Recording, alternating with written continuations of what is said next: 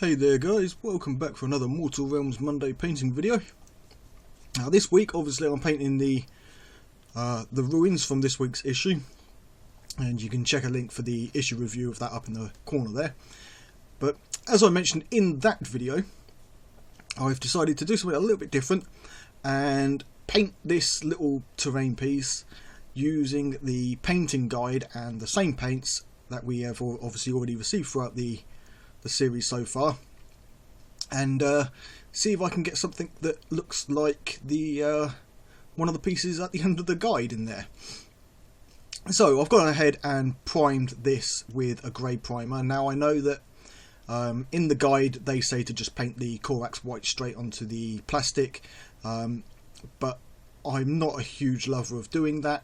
I do believe that you should always prime your models if you can, as the primer does eat into the plastic a little bit, giving a better bond between the paint and the plastic, whereas painting straight to the plastic you're going to chew off or scratch off the plastic a little bit easier, or the paint a little bit easier.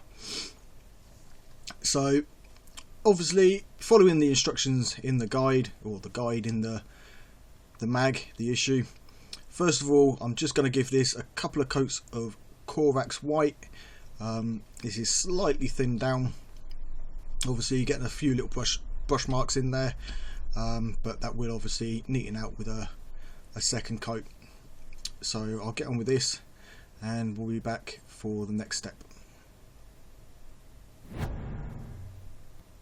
Okay, so with that Corax white down, the next step in the guide is to take some Agrax Earthshade and apply this all over the model. Now after having done all this, they mentioned to use Agrax Earthshade a number of times.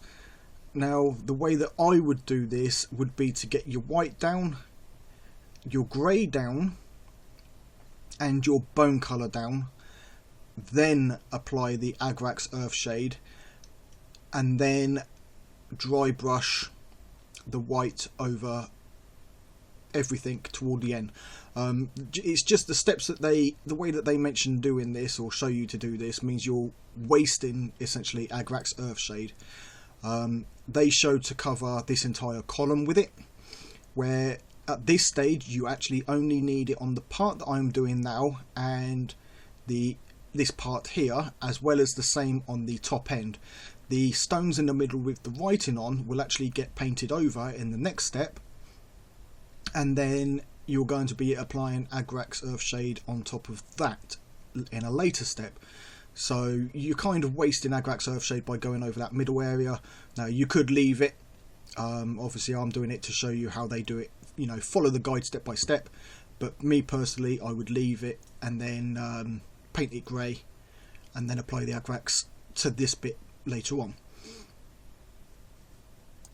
But anyway, I'll follow exactly what they've done with the guide and apply this all over, and we'll come back once it's dried. Obviously leave it about 10 to 15 minutes to dry and then come back. Okay, so now that the Agrax Earthshade had time to dry, I'm now going back to the Corax white as instructed and using a dry brush. Now this isn't the Citadel dry brush, I am obviously using a different one, but as long as you haven't ruined your Citadel dry brush the same way I have, then obviously you can go ahead and use that. But for me, I do like these round dry brushes from Army Painter. So as you can see here, I've removed almost all of the Corax white, and now I'm just going over the entire model and dry brushing this to bring out some of those raised areas. Obviously it's going to concentrate a little bit more on the hard edges, but you do want to get a softer white over some of that Agrax staining. And obviously don't forget to do the ends here and the other end. Again, I go over this whole piece like this. This is how they show to do it in the guide, and that is the objective for today's video, is to follow the guide step by step. But yeah, so again, I'll get on with dry brushing this and I will catch you guys in a flash. Okay, so if you want to keep your column in this sort of white stone look, then here you are finished.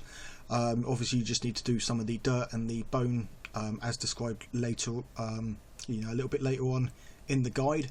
However, the next step, and for the piece that they are showing in the guide, they are doing all of these stones, so the stones with the engravings on them, the script, in Mechanicus Standard Grey. So obviously that's exactly what I'm using here.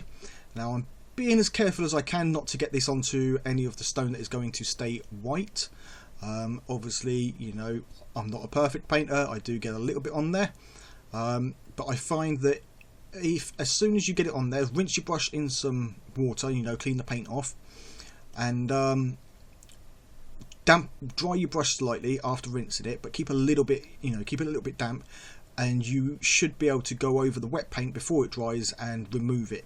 You know, because it's going to stay wet, you should be able to remove some of the paint on an area that you didn't want it, as long as you act quick and use a damp brush, or keep a second brush on standby that you can quickly dip into the paint pot and then wipe away that paint with the brush. But anyway, as said, I'll follow the guide, get these stones done in the Mechanicus Standard Grey, and we'll come back in just a bit. Okay, so for this next step, they now want us to dry brush this grey with the Corax White, which is why I said to do the Agrax Earth shade on the outside edges, paint this bit grey, and then dry brush over the whole piece with the Corax White to save you on a step. And then all you would have to do is the next step after this with the Agrax Earth shade again. The reason you couldn't do the Agrax then, or sorry, dry brush this over everything and then do the Agrax over everything, is that the two differences between this step and the white stone is that you apply the dry brush after the Agrax Earth shade, and with the grey stone you apply the Agrax Earth shade after the dry brush. So obviously I'm wiping the excess off on the paper towel just off to the side here, and then again dry brushing that stone just to pick off those details. So I'll get on with this and catch you guys in a bit. And so the next step, as instructed, is to apply a wash of Agrax Earth shade. Now anywhere where there are flat surfaces, such as this area here and the top, I will keep it to a thin, almost like a glaze, and just stain the surface. Obviously I don't want any pooling and, you know, big spots of wash on there, but anywhere else, such as the lettering here, obviously I'll try and get that pooling into the lettering, as well as in cracks and you know, deep recesses and things like that. Obviously you want a little bit of pooling in there to really pick out those details. Now, one thing I will say with this, between this and the finished art piece, I noticed that the highlights from the dry brushing don't show through as bright as they do on the photos of the finished piece. And so what I actually go back and do after this has dried is a very light dry brushing of the Corax White over the top of all this, just again to pick off some of those edges and just brighten them up a little bit more than they end up looking when we're done with the Agrax Earth shade. So once again, I'll get on with this, let this dry for 10 to 15 minutes, and then we can come on back.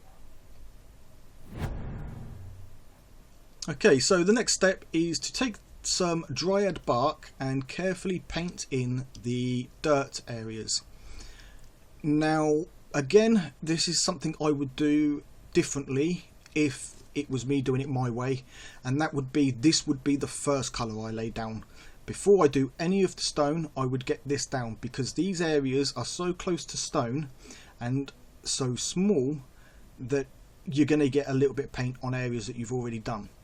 So personally I would do this first, then do the white stone, follow that with the grey, the Mechanicus Standard Grey, dry brush over everything, then apply a wash over everything, and then re-dry brush over everything, and that will give a much better finish with less chances of getting paint where you don't want it.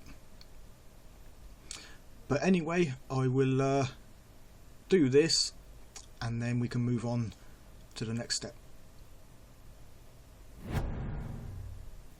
Okay, so the next step says to take some Rakarth flesh and dry brush this over the dirt, and to me these areas are way too small to try and dry brush. I'm using a regular brush here and just making sure that I barely have any paint on there, and then just lightly touching it over the dryad bark.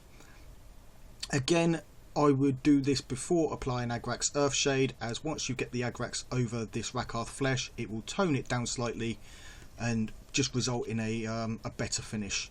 But obviously we're following the guide, and so that's what we are doing. Right, and with that done, we now take the Rakarth flesh and paint in the bones and skulls. Now on this piece obviously we've got the bone there and then 4 or 5 skulls on this side only. If you're doing the other terrain pieces as well, then obviously you want to go around and pick off the skulls that are scattered around those pieces. So Rakarth flesh, cover them, get a nice good coverage on there, and then we can move on to the next step. And the next step once again is back to the Agrax Earthshade and just apply that over the skulls. Again, this is why I would do it completely different, and the Agrax Earthshade would be done just before going in and doing the dry brushing.